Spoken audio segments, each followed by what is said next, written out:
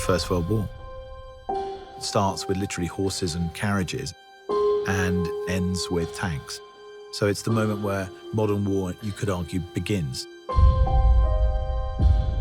From the very beginning, I felt this movie should be told in real time. Every step of the journey, breathing every breath with these men, felt integral. And there is no better way to tell this story than with one continuous shot. 3, 2, 1, go, go!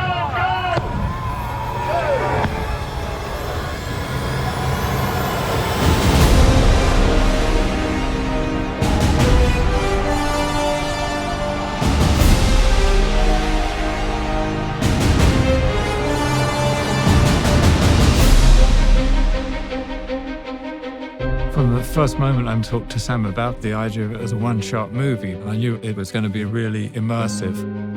It's meant to make you feel that you are in the trenches with these characters. The film in itself is a slice of time. These two young men get sent on a mission to deliver a message to stop an attack. Action! So they've got to cross into enemy territory on a race against time to deliver a message that will save 1,600 lives. And the camera never, ever comes away from the two characters.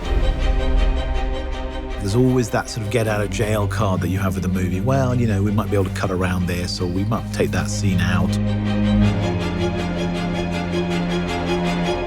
That's not possible on this film.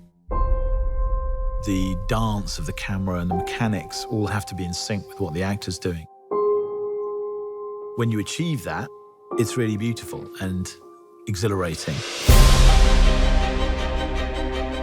Sometimes you have a camera being carried by an operator, hooked onto a wire, and the wire carries it across more land, and it's unhooked again. That operator runs with it, then steps onto a small jeep, which carries him another 400 yards, and he steps off it again and goes around a corner.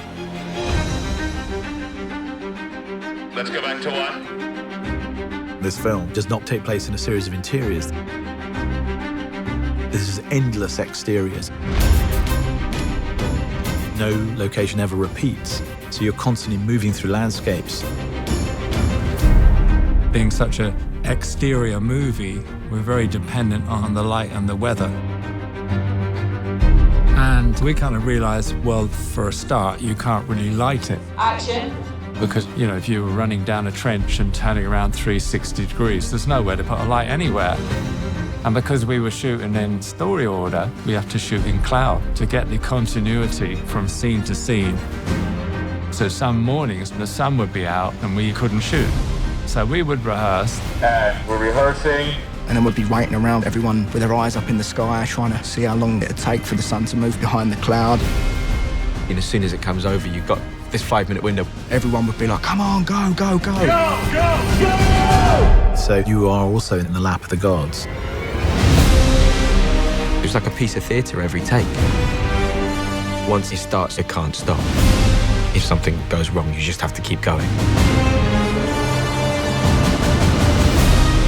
Until you actually see it on a screen, you don't really realize how immersive it is and how that technique kind of draws you into it.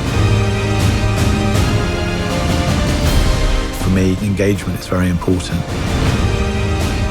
And that is behind the way in which we've decided to shoot this film. I wanted people to understand how difficult it was for these men. And the nature of that is behind everything.